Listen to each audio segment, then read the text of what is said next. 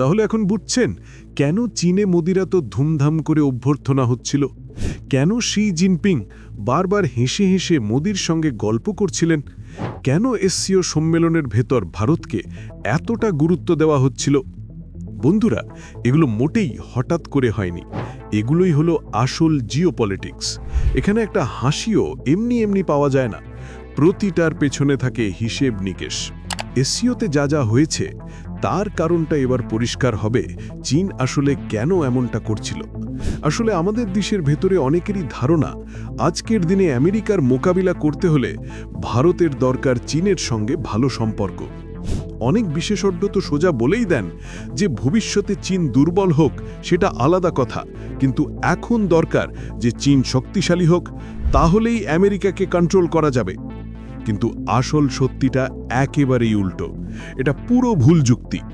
কারণ যতটা দরকার ভবিষ্যতে চীন দুর্বল হওয়ার, তার চেয়ে 10 গুণ বেশি দরকার আজকের দিনে চীন দুর্বল হওয়া। চীন যত দুর্বল হবে ভারতের লাভ ততটাই বেশি হবে, বিশেষ করে ডোনাল্ড ট্রাম্পের এই আমলে। না বুঝলেন? সমস্যা নেই, আজ চীন থেকে যে খবর বেরিয়েছে সেটাই আপনাকে পুরো ব্যাপারটা বুঝিয়ে দেবে যে এসসিওতে এত নাটক কেন হচ্ছিল। স্ক্রিনে দেখুন, চীন থেকে খবর আসছে তাদের অর্থনীতি আবারও ডিফ্লেশনে ঢুকে গেছে। অনেকে হয়তো জানেনই না, ইনফ্লেশন মানে হলো জিনিসপত্রের দাম বেড়ে যাওয়া, মানে মুদ্রাস্ফীতি। এর একেবারেই উল্টো দিকটাই হলো ডিফ্লেশন। মানে কি? যখন দেশের ভেতরে জিনিসের দাম হুড়মুড় করে কমতে শুরু করে তখন তাকে ডিফ্লেশন বলে। শুনতে ভালো লাগছে তো? আপনি ভাবছেন, আরে এ তো দারুণ, দাম কমছে মানে তো মানুষের লাভ।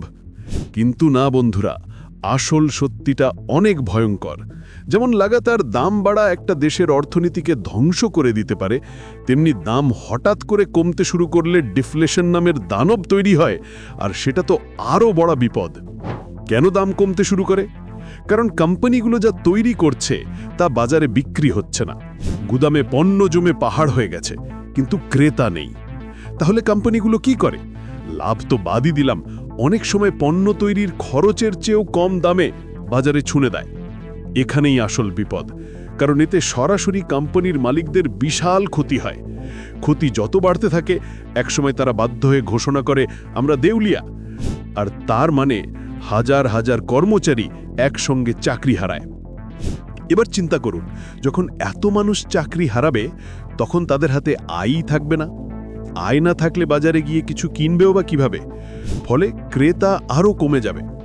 যখন ক্রেতা কমে যায় তখন অন্য কোম্পানিগুলো বেঁচে থাকার জন্য দামের আরও কাটছাট করে।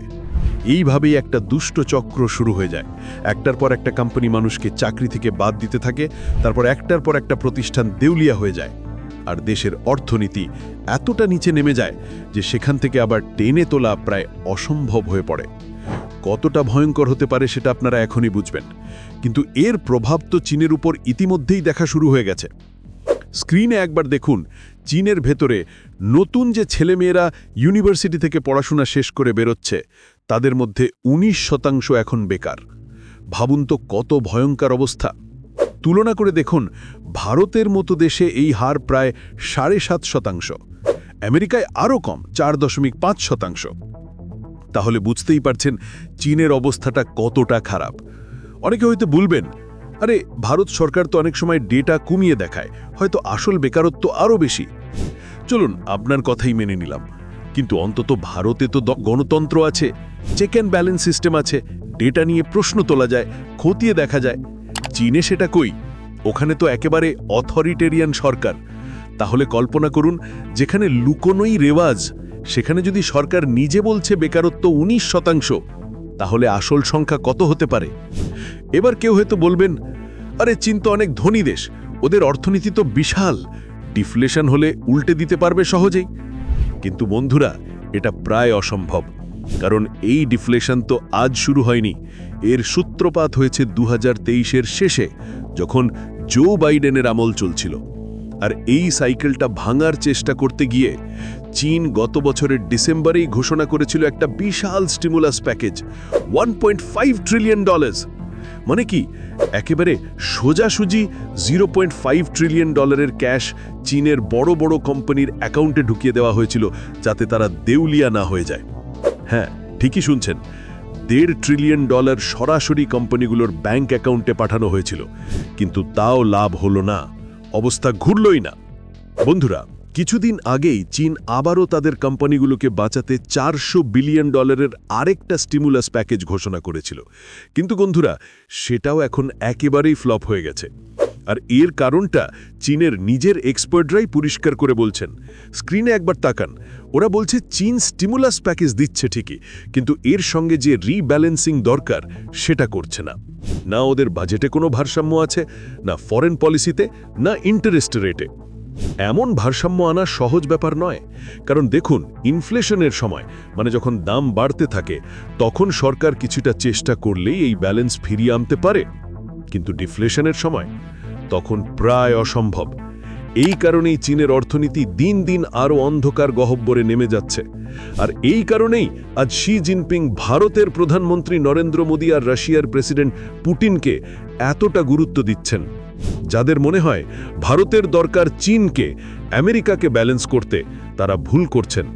আসলে ভারতের দরকার চীনের 1 ভাগ হলেও চীনের দরকার ভারতের 50 গুণ বেশি। কারণ আমেরিকার মোকাবিলা করতে হলে চীন একা দাঁড়ালে দুর্বল দেখাবে, তাই তারা চায় আমেরিকার সামনে নিজেদের শক্তি দেখাতে, আর সেই শক্তির ছবি আঁকতে হবে ভারত আর রাশিয়ার নাম পাশে বসিয়ে, যাতে ওরা বলতে পারে, দেখো আমেরিকা, আমরা একা নই, আমাদের সঙ্গে আছে আরও অনেক বড় বড় দেশ।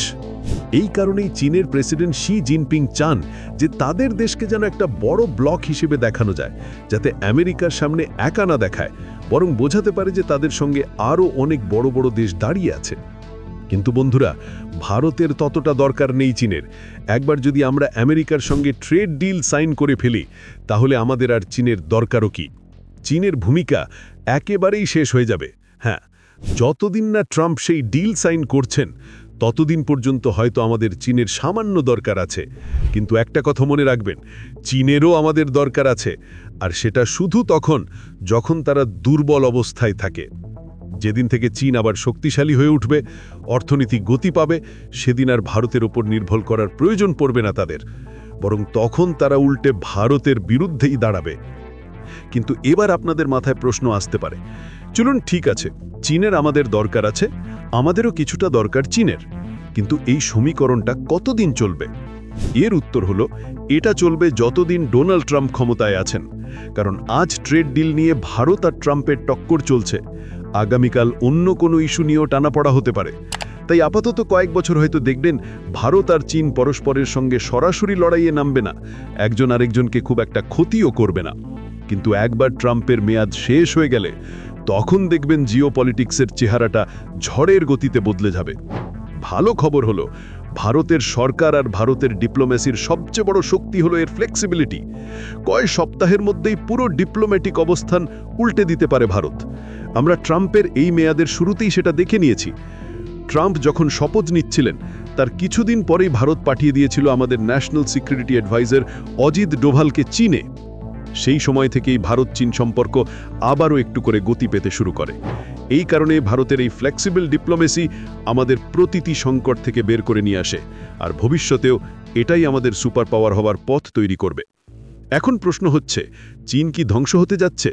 চীনের অর্থনীতি কি ধ্বংস হতে যাচ্ছে? চীনের সমাজে কি পরিবর্তন আসছে? আর ভারতের এর থেকে কি শিক্ষা নেওয়া উচিত? ভারত কি এমন কোনো বিপদে পড়তে পারে? আপনার মতামত কমেন্টে জানাতে ভুলবেন না। আর ভিডিওটি ভালো লাগলে ভিডিওতে একটা লাইক করে ভিডিওটি শেয়ার করে দিন। আর চ্যানেলে নতুন হলে চ্যানেলটিকে সাবস্ক্রাইব করে পাশের বেল বাটনটা অল করে দিন। তাহলে আজকের ভিডিওটা এখানেই শেষ করছি। দেখা হচ্ছে পরে ভিডিওতে। জয় হিন্দ, জয় ভারত।